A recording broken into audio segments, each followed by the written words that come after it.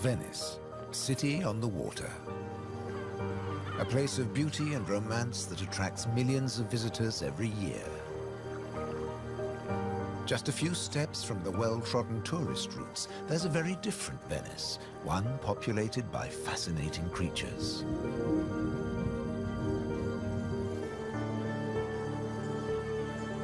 This film explores a Venice that few people ever see, a city that has a surprising double life.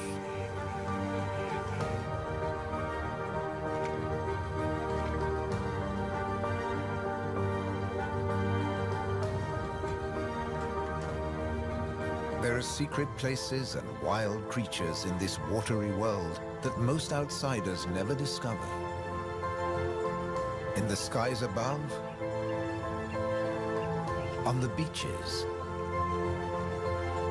and in the canals are the true Venetians that live in every hidden corner of the city and the lagoon. Wild Venice is their home.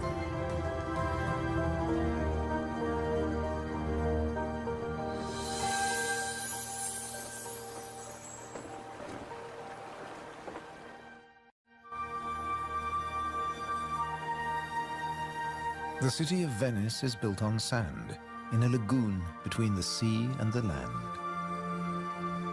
First formed from river sediments, man has since created an ecosystem as fragile as Murano glass. Covering 550 square kilometers, it's one of the largest wetlands in the Mediterranean. Flamingos arrived at these Venetian waters quite recently. They crisscross the Mediterranean from North Africa to France's Camargue, to Sardinia, Tuscany, and now Venice.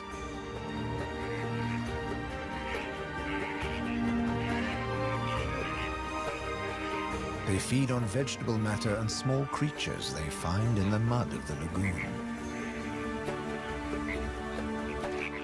In the shadow of Venice, the lagoon is the northernmost flamingo habitat in Europe.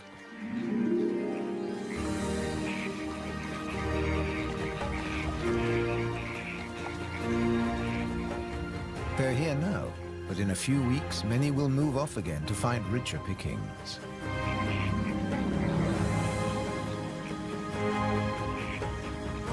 Their takeoff may look clumsy, but once in the air, their flight is balletic and elegant.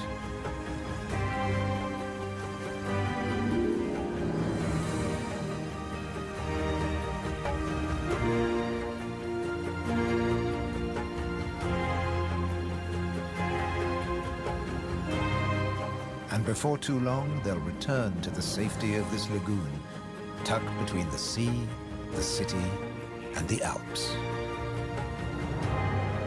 The distant peaks helped form the lagoon. The mountain streams washed their rocky sediment towards the sea to make this habitat.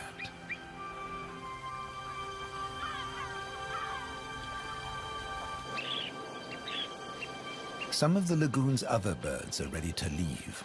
Dunlin, small waders, fed well in the rich mud. They rest on the wooden piles that support the whole of Venice.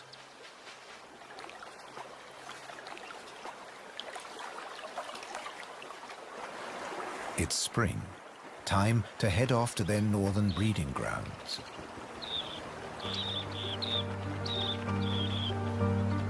But the cormorants won't be lonely this summer. As the Dunlin fly away, other birds are flocking in. A bird's eye view reveals the full beauty of the lagoon. A labyrinth of uninhabited islands, intertwined canals, and swampy sandbanks.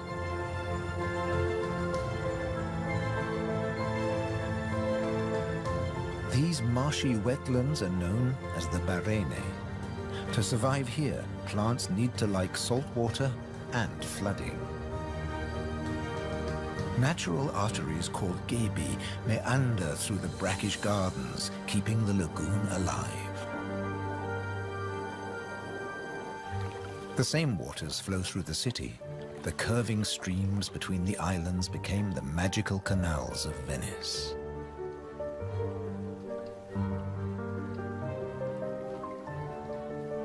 This is the city of bridges.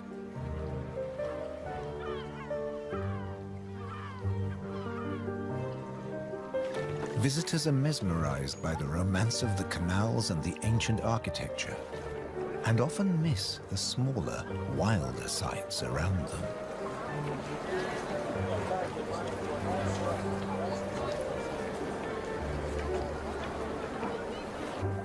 These mussels are true Venetian natives. And now, in spring, they're breeding. The males spawn into the water, and each female produces up to 10 million eggs. Most of the larvae are eaten by other inhabitants of the canals, but up to 10,000 young shellfish will survive.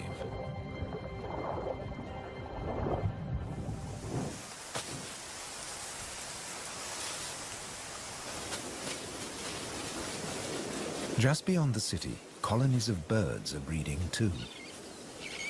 But a hazard of urban nesting is constant disturbance.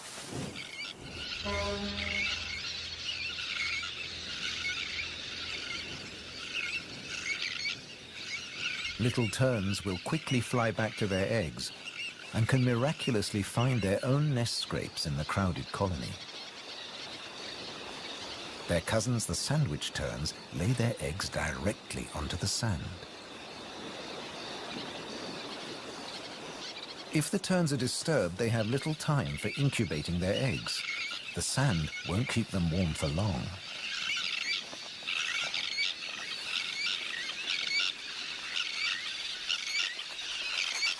And left out in the open, they could be an easy target for predators.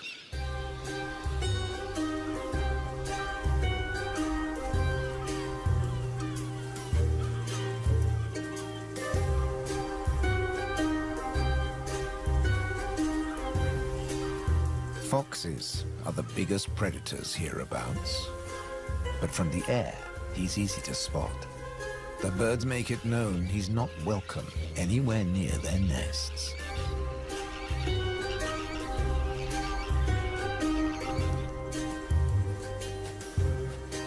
Foxes would rather not get their feet wet. Hunting in these swampy areas is a frustrating business.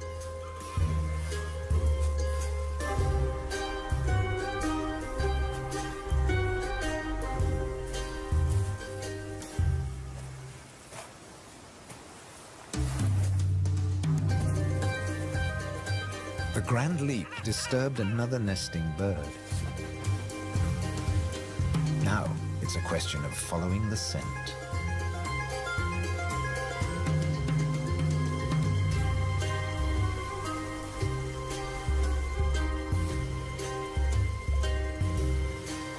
A welcome snack.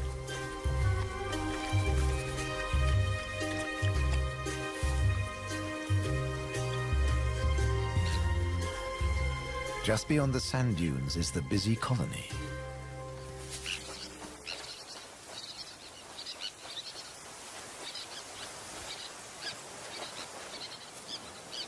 In this mixed neighborhood, a pied avocet is brooding next to the sandwich terns.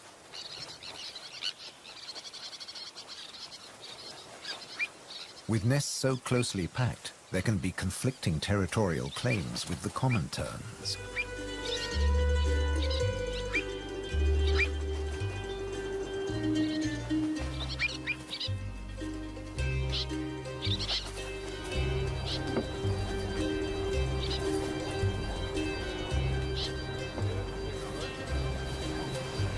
But the avocet stands his ground.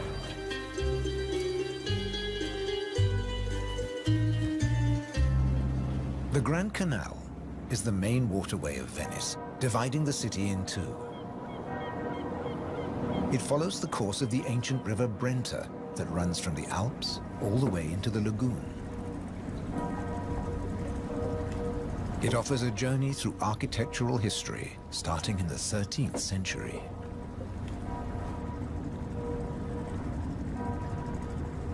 The banks of the Grand Canal have other surprises to offer, like Palazzo Malipiero's Rose Garden.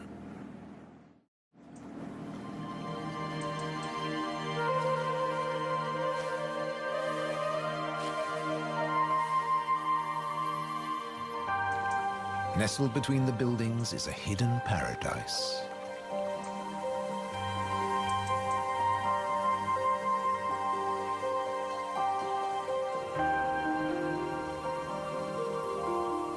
Now owned by a modern-day countess, it has been restored to its full glory, and no detail has been left to chance.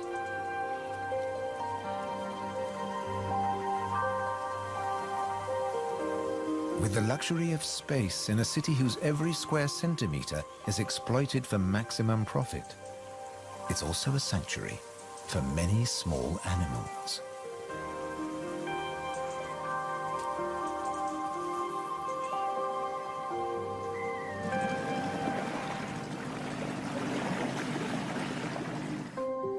Every day, more than 50,000 tourists visit Venice.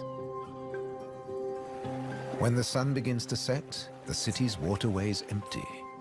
Venice belongs to the wild Venetians.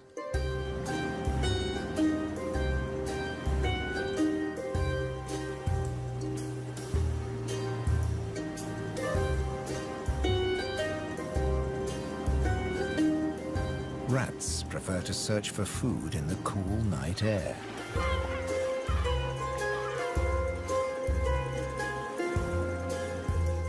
But they're not alone.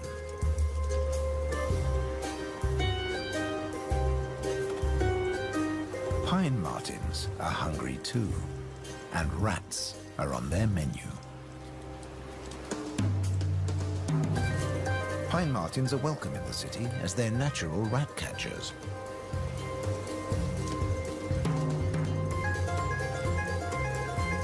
Agile with a keen sense of smell, they can find and follow any rat.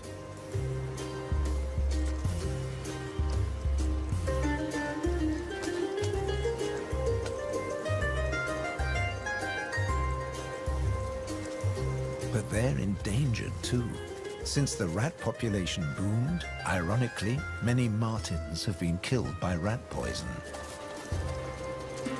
The rat won the day, and the pine marten has to settle for dessert.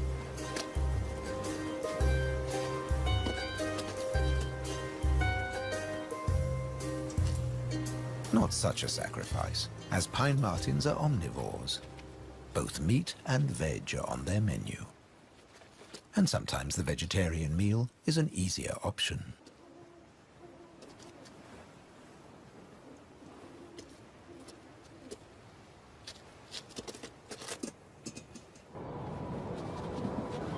As the rat prepares to sleep, the city of Venice is beginning to wake up.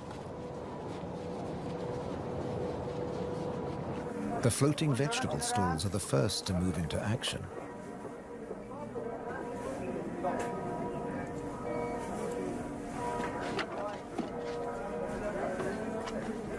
Soon these silent waterways will become busy highways again. In the 18th century, over 8,000 gondolas navigated the Venice canals. Now there are only about 400 left. Life in Venice may be moving with the times. But one thing never changes. It dictates the daily rhythms of the city and the lagoon. Twice a day, the tide rises and falls as seawater washes in and out of the lagoon.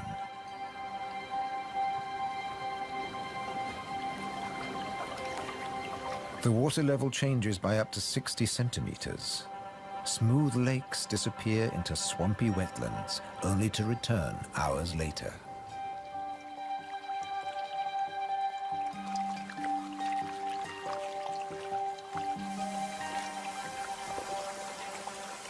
Retreating water levels reveal a surprise.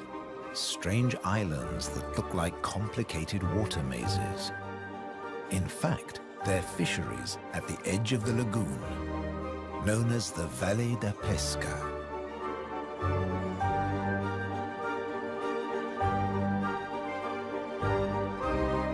They've been worked by the same families for generations, using a simple but ingenious method.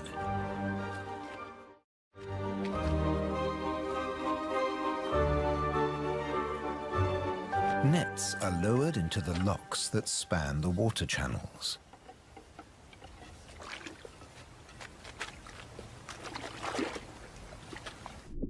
In the springtime, the locks bar the way to the young fish that stream into the lagoon to feed. The fishermen raise the nets and catch the small swarming fish in their thousands.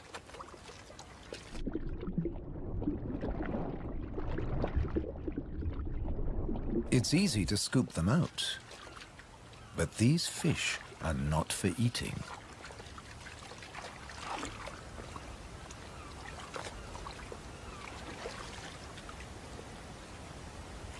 The fishermen place them on the other side of the bars and so trap them in the channels. Here, the spring fish are held under perfect conditions until they grow big enough to harvest.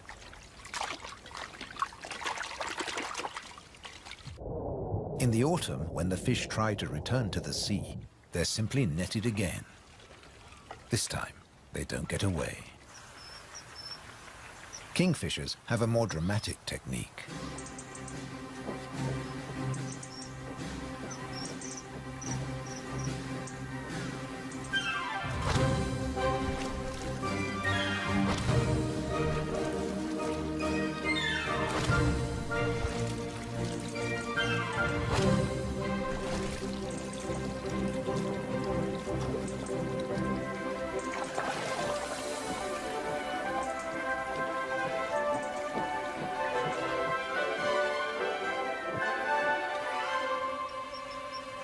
They catch up to 20 fish a day, but need even more if they have nests with hungry growing chicks.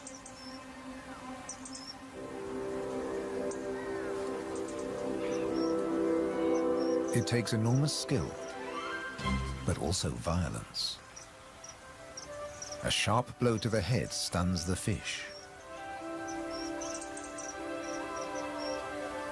And when it stops wiggling, the kingfisher can turn it round without fear of it escaping. The scales and fins of the fish need to be in line.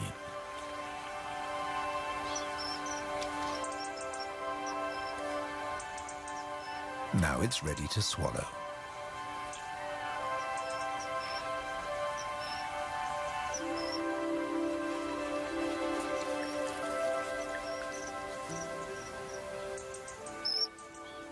These shallow, brackish waters at the edge of the lagoon are perfect hunting grounds for a kingfisher.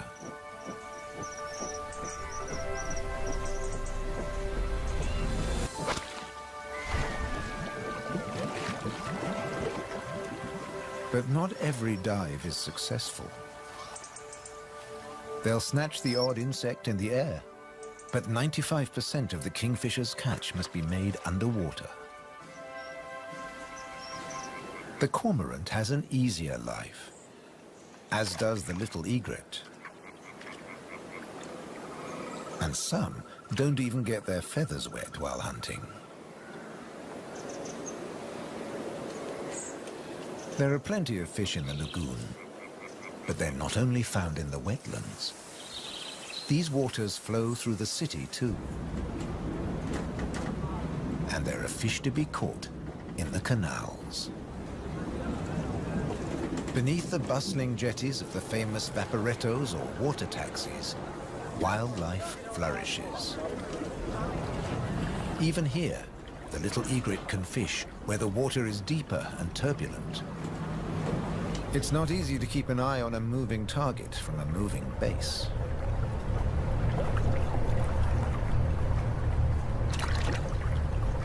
But persistence and patience pay off.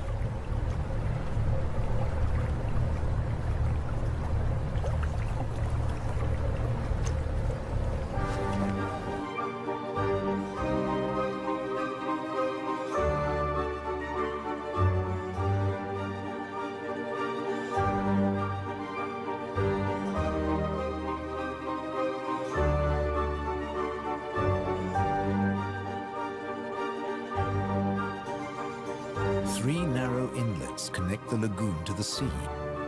They're known as bocche, the Italian word for mouth. In spring, the fish travel into the lagoon because it's shallow, warm, and full of food. And in the autumn, they travel back out to the Adriatic Sea. The lagoon's fishermen understand the rhythms of the sea. But there was one phenomenon that remained a mystery for many years. When they cast their nets into the rich fishing grounds, they were torn to shreds. The fishermen believed that water spirits were grabbing their nets and named the area the Tenue, or Hold Fast. The Hold Fast was in fact a jagged reef, an unexpected and magical aquatic paradise. These unique natural rock formations are similar to coral reefs.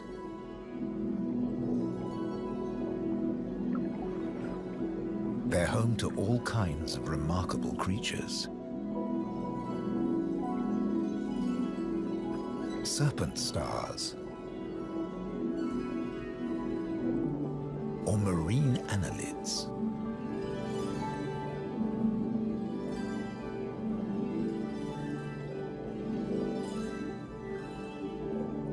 This precious area is now protected.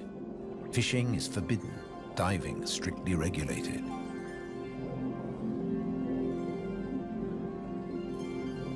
Even harvesting a shellfish delicacy like these canestrelli is banned.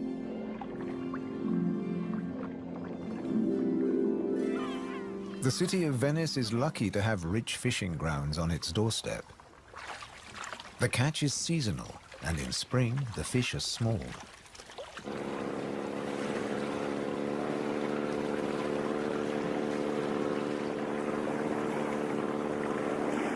But the fishermen will go out, as long as they can find a buyer.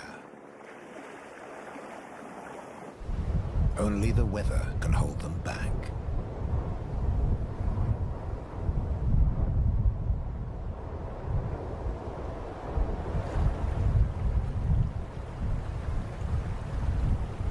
City and wetlands are both at the mercy of the elements. A storm is heading towards the lagoon. When rain-bearing clouds build up against the southern face of the Alps, and when warm southerly winds whip up the sea, water is driven into the lagoon, flooding the city and engulfing the swampland. This extreme high tide is known as aqua alta and can be disastrous for ground-nesting birds. Thankfully, it's rare in the springtime. It strikes more often in the autumn. Storms can vanish as fast as they arrive, and the limpid sunlight that Venice is so famous for bathes the city again. In early summer, Venice teems with tourists. The Bridge of Sighs is a popular attraction, but few visitors realize that real Venetian life is happening just a short distance away. In the Giardini, a spacious and peaceful city park, there are some surprising residents.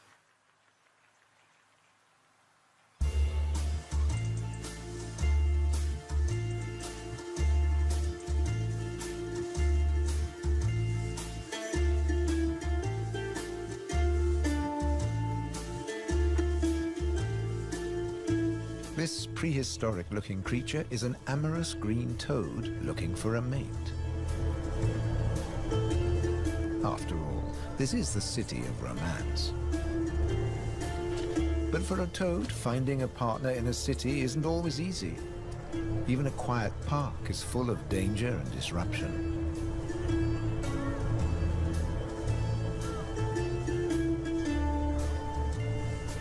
On the plus side, few of the park's visitors notice the presence of the toad, as it blends in so well with its surroundings.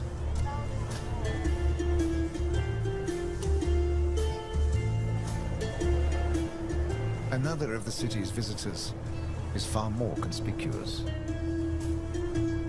A stark contrast to the ancient buildings it comes to celebrate.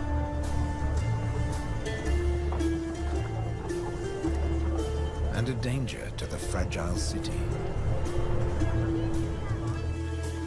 The toad at last finds a more secluded waterside spot.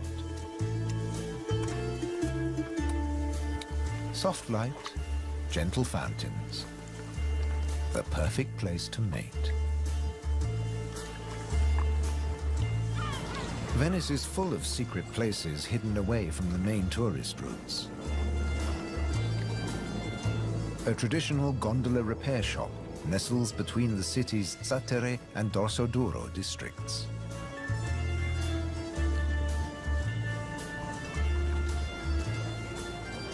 Craftsmen repair the boats in the peace of the backwaters.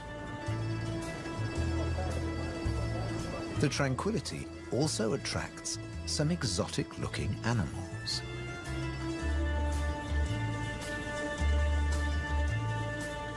Geckos are not native to Venice, but they've settled in well here. During the day, they'll sun themselves on warm stone.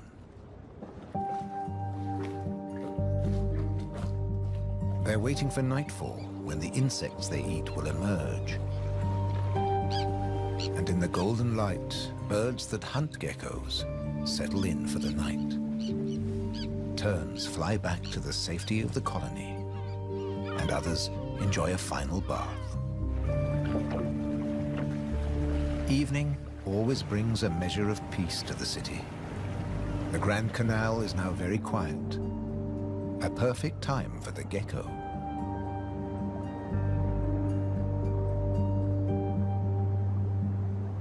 Geckos have evolved specially adapted feet that make them excellent climbers. Their toes are covered in millions of tiny branched flaps with incredible adhesive power, so they can grip and climb the smoothest surfaces, even glass. The city is empty now. The Grand Canal is deserted.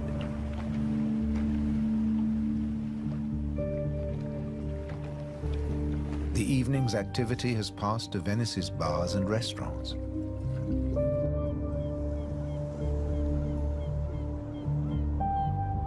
By the time the tourists are safely tucked up in their beds, the city is like a ghost town.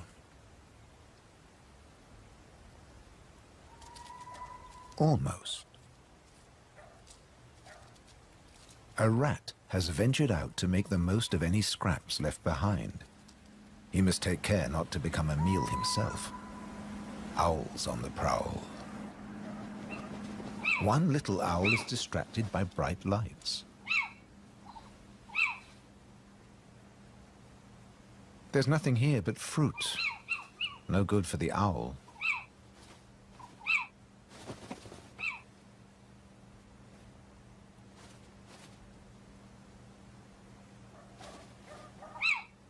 This house call hasn't paid off.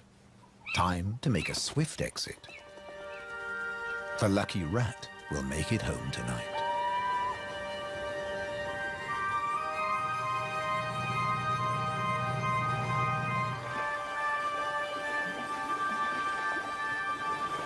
Cormorants bask in the morning sun.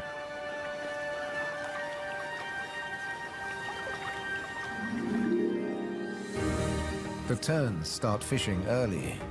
The colony is now a hive of activity.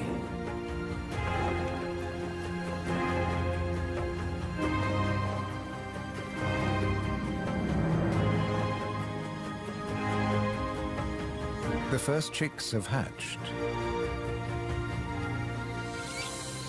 Exhausted from the effort of breaking out of the egg.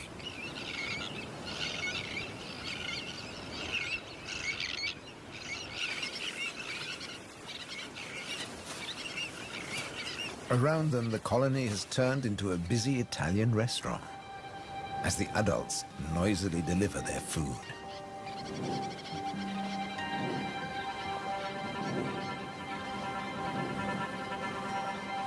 The chicks blend in well with the sand. Their cries for food are a new and insistent sound on the beach.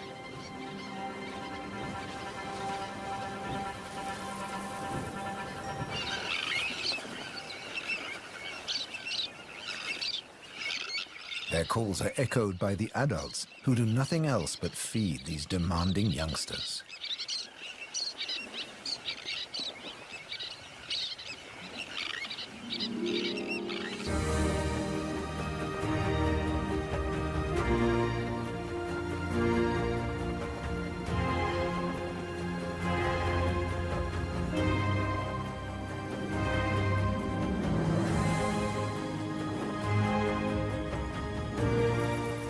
It's hot and humid, and the lagoon is at its most beautiful. The hot summer months are the quietest for the fishermen. They take advantage of this time to mend their nets. They work and even sleep here, with spectacular views of the surrounding wildlife.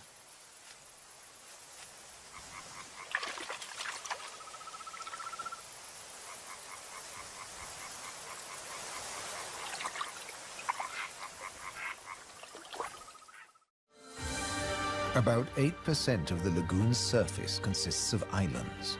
20,000 people once lived on Torcello.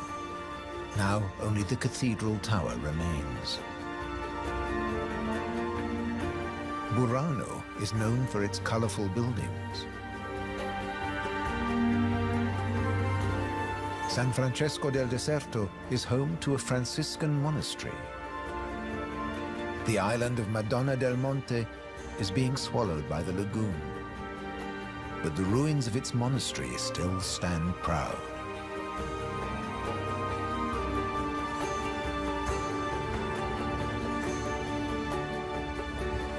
Enchanted places like this are an ideal refuge for wild animals.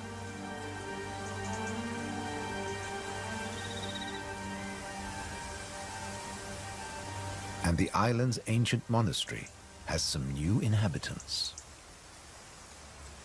The ruins are the perfect place for kestrels to nest.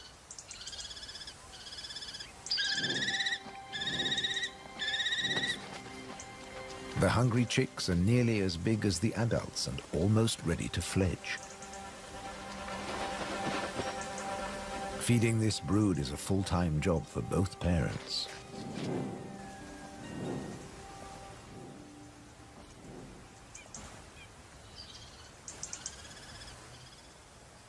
Finally, curiosity gets the better of the young birds and they start to emerge from their hiding place.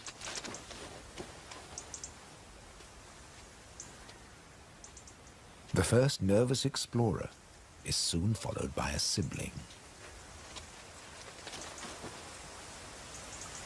They wait cautiously on a ledge, while one of the adults watches from afar.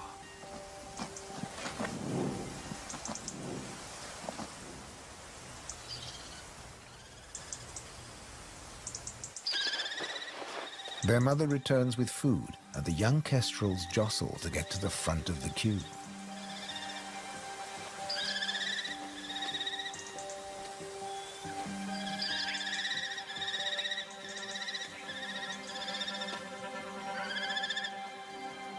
The keenest and the loudest chick is fed first.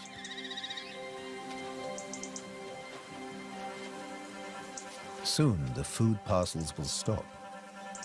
It's almost time for the young to leave the nest and fend for themselves.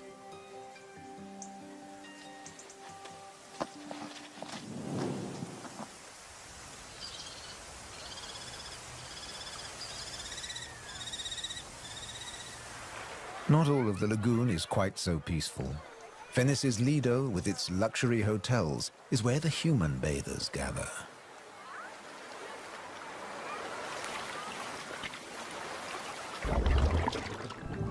But even here, you can find wild beauty and tranquility.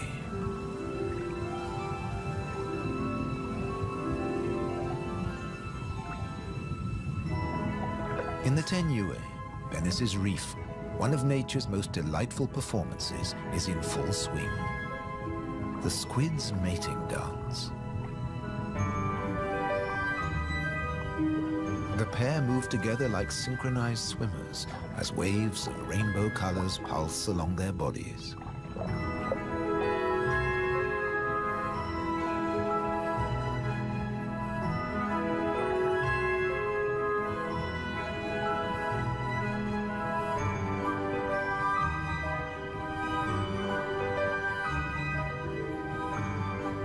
It's like an underwater version of the Venice Carnival,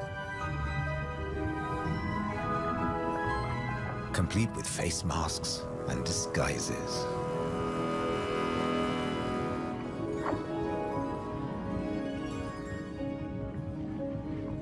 Decorator crabs change their shape by attaching sponges and algae to their bodies.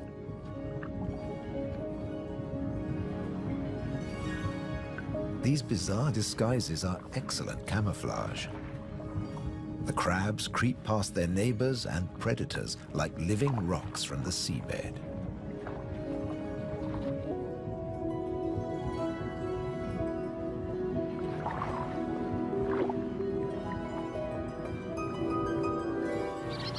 The tern colony just beyond the city is flourishing. The chicks have fed well and are strong and healthy.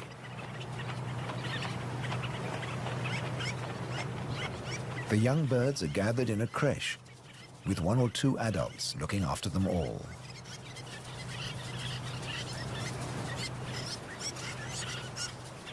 Today's lesson is elementary flight, but the teacher's demonstration is over in a flash.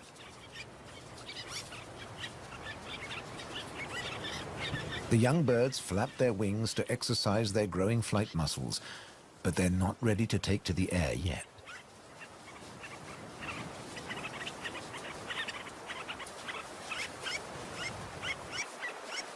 Before long, they'll be flying as well as their parents.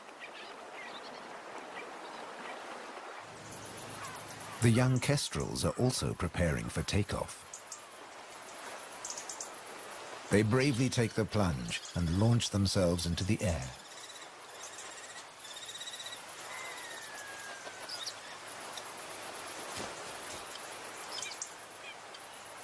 Dropping from a height makes their first flights easier. Once in the air, they're in their element and can glide and flap back to safety.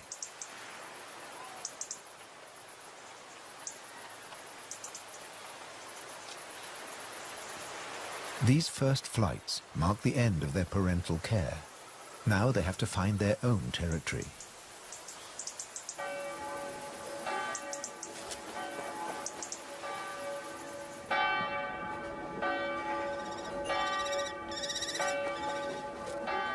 One of the kestrels has made its way to the nearby island of Burano. It's unlike the remote nest site, but it still has everything the kestrel needs. Just like the ruins, the brightly colored walls offer protection. These birds are welcome visitors, and the people here seem happy to have a kestrel watching over them.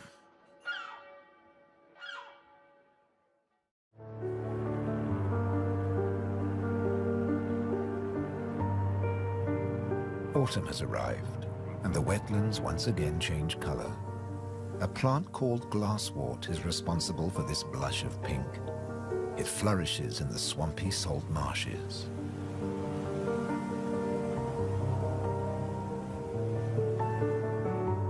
The first autumn mists mark the end of summer.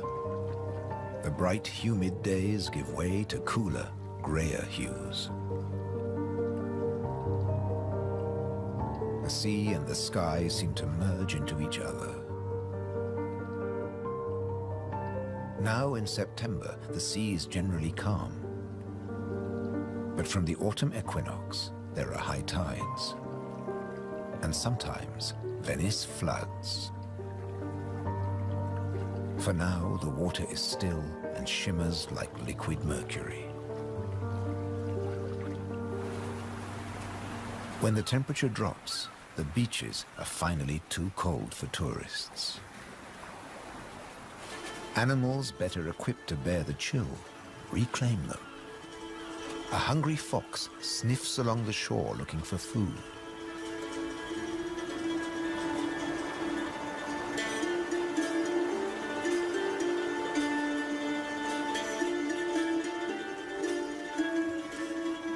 The fox has an excellent sense of smell and can see well in the twilight. It has picked up a strange scent.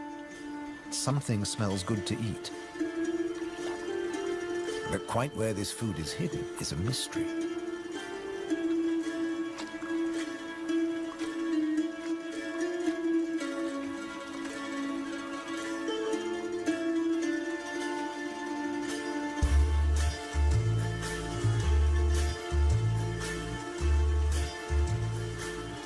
Crabs have been crossing the beach, leaving behind a number of trails, and the fox is very confused.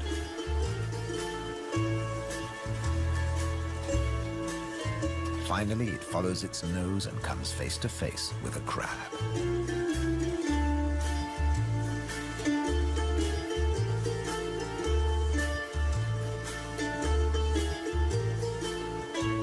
It's an unequal battle, but the crab has the advantage of armor and weapons.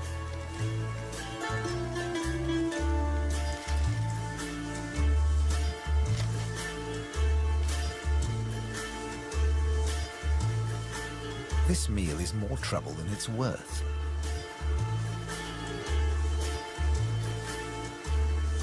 There must be easier pickings. The crab, dazed but victorious, moves off to a more secluded place.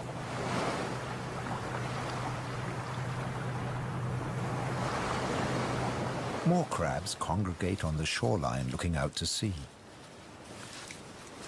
But just across the water, the residents of Venice are having a less comfortable time. The waters of the lagoon are creeping into the city.